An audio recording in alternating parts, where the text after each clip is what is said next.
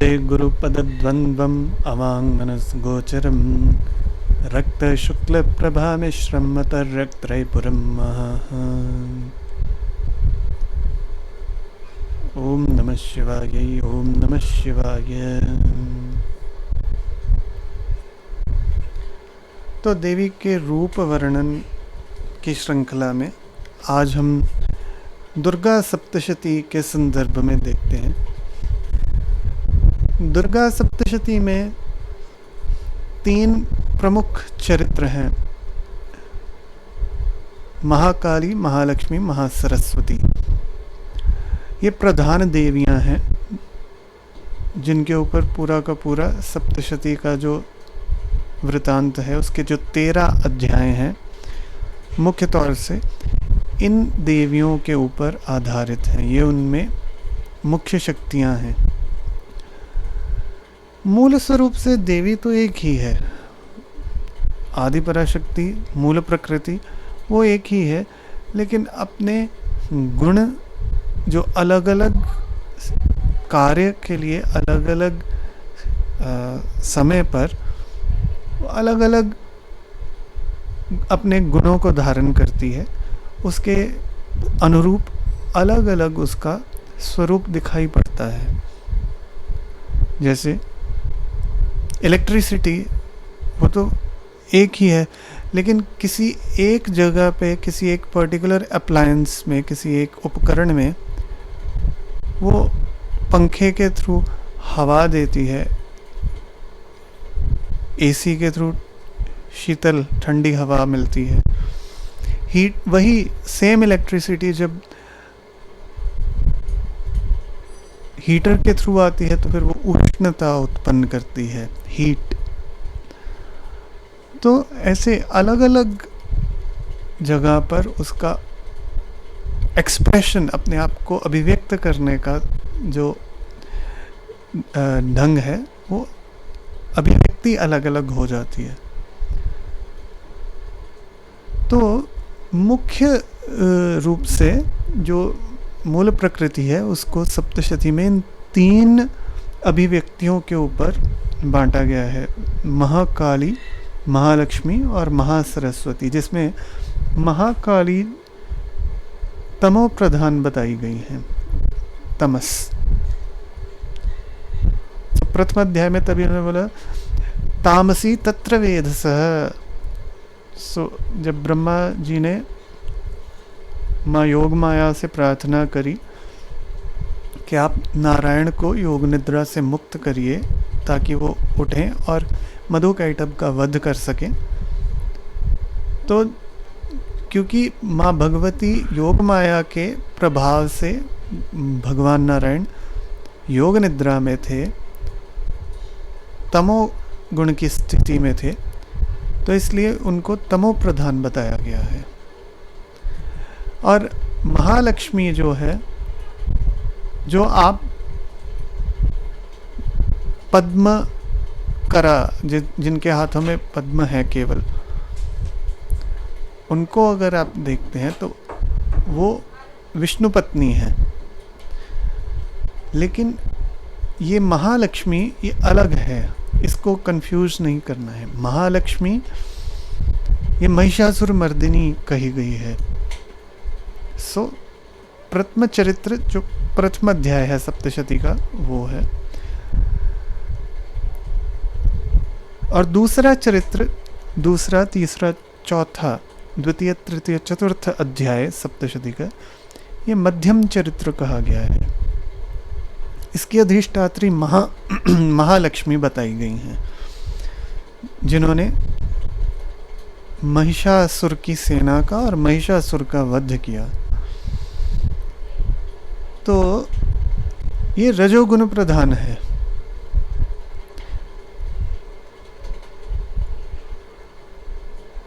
ये सारे जो भी विषय हैं ये गूढ़ रहस्य हैं। महाकाली तमोगुणी है तो उसको लेकर अपने मन में कोई अवधारणा ना उत्पन्न करें।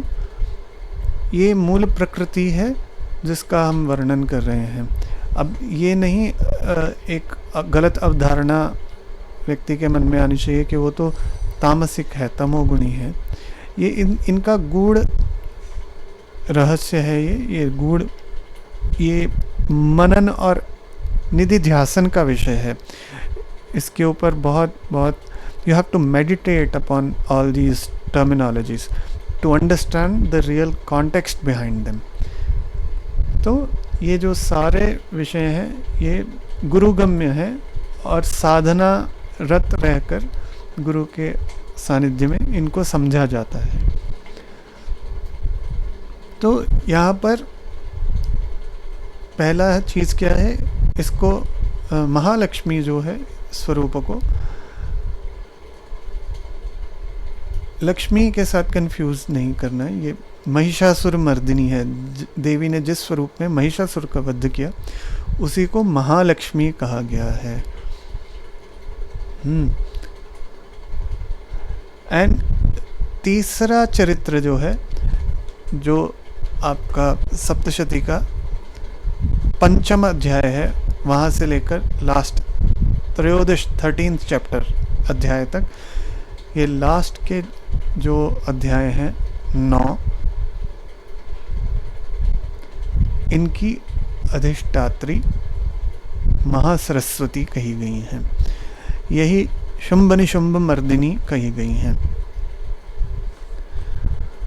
अब आते हैं इनके ध्यान श्लोकों पर। खड्गम चक्र गदेषु चाप परिघांचूलम भुषुंडीं शिरः शंखं संदधतीं करैस्त्रिनयनां सर्वांग भूषावृतां नीलाश्मद्युतिमास्य पाददशकां सेवे महाकालिकां यामस्तौत्सुपिते हरौ कमलजो हंतुम मधुम कैटभम। सो जिन्होंने हाथ में खड्ग चक्र गदा चाप परिघ शूल भुषुंडी शिर शंख ये धारण कर रखे हैं, और त्रिनयनाम हर एक मुख पर 3 नेत्र हैं, सर्वांग भूषावृताम नीलाश्मास्य पाददशकाम नीलाश्मद्युतिमास्य पाददशकाम सेवे महाकालिकाम। और 10 हाथ 10 पैर और 10 मुख, ये देवी का रूप वर्णन किया गया है। और यही जो देवी है ये योग माया कही गई हैं, और इन्हीं के प्रभाव से नारायण ने मधुकैटभ का प्रथम चरित्र में वध किया। फिर आती है महालक्ष्मी। अक्षस्त्रक्परशुं गदेषु कुलिशं पद्मं धनुष्कुण्डिकां दण्डं शक्तिमसिं चर्मजलजं घण्टां सुराभाजनं शूलं पाशसुदर्शने च दधतीं हस्तैः प्रसन्नाननां सेवे सैरिभमर्दिनीं महालक्ष्मीं सरोजस्थिताम्। सो देवी के 18 भुजाएं हैं, महालक्ष्मी की 18 भुजाएं हैं, जिनमें नानाविध आयुध देवी धारण करती हैं। अक्षमाला, अक्षस्त्र, परशु, गदा, कुलिश, पद्म, धनुष, कुंडिक, दंड, शक्ति, असी, चर्म, जलज, लोटस, घंटा, सुराभाजनम, शूल, पाश, सुदर्शन, दधतीं हस्ते प्रसन्नाननाम। पाठांतर में कहीं प्रवाल प्रभाम भी आया है, दोनों एक्सेप्टेबल हैं। सेवे सैदेव मर्दिनीं महालक्ष्मीं सरोजस्थितां। सो सैरेब मर्दिनी मीन्स महिषासुर को मारने वाली, महिषासुर का वध करने वाली। महालक्ष्मीं सरोज स्थिताम, सरोज स्थिता मीन लोटस के आसन के ऊपर विराजित। तो ये देवी का रूप वर्णन है। अब यहाँ पे जो गुण और स्वरूप एक्सप्लेनेशन की जा रही है, इन सब के पीछे गूढ़ रहस्य है।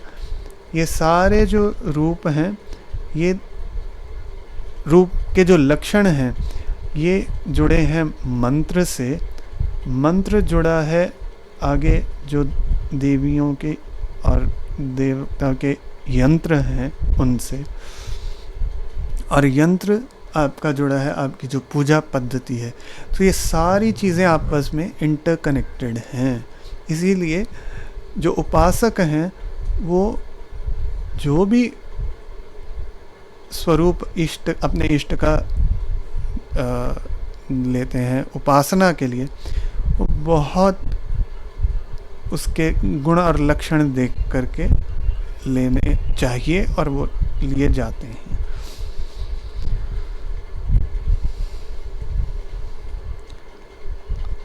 अब महासरस्वती का ध्यान श्लोक कहता है, घंटाशूल हलानि शंखमुसले चक्रम धनुस्सायकम हस्ताब्जैर्दधतीं घनांत विलसत् शीतांशु तुल्य प्रभाम गौरी देह समुद्भवां त्रिजगताम् आधारभूतां महापूर्वमत्र सरस्वतीम् अनुभजे शुंभादिदैत्यार्दिनीम्। घंटा शूल हल शंख मुसल चक्र धनु सायक हस्ताब्जेर, सो ये 8 आयुध हैं। अष्टभुजा महासरस्वती, महासरस्वती अष्टभुजा है। इससे पहले हमने माँ दुर्गा का भी स्वरूप देखा है जिसमें वो अष्टभुजी बताई गई हैं। महासरस्वती का रूप भी जो है वो अष्टभुजा है। लेकिन जैसे मैंने कहा, इनमें जैसे जैसे वर्णित आयुध बदलते हैं वो देवता की टेंडेंसी और नेचर चेंज हो जाती है।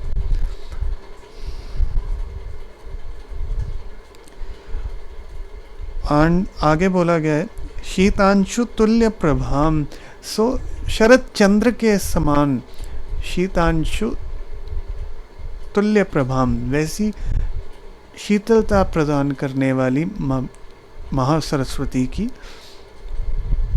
छवि है, आभा मंडल है।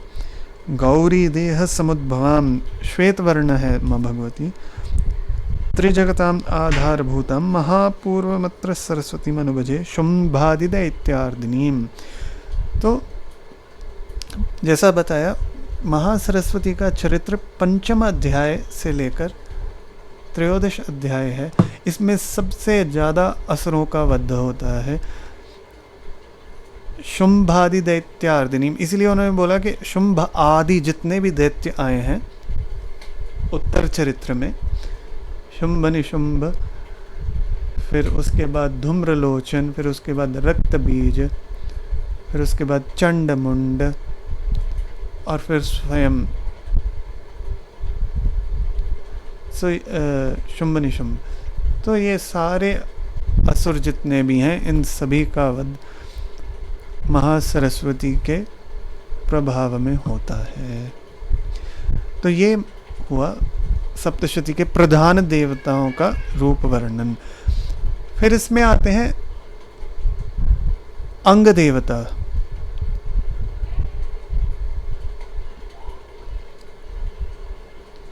अष्टमात्रिका, ब्राह्म्य आदि अष्टमात्रिका।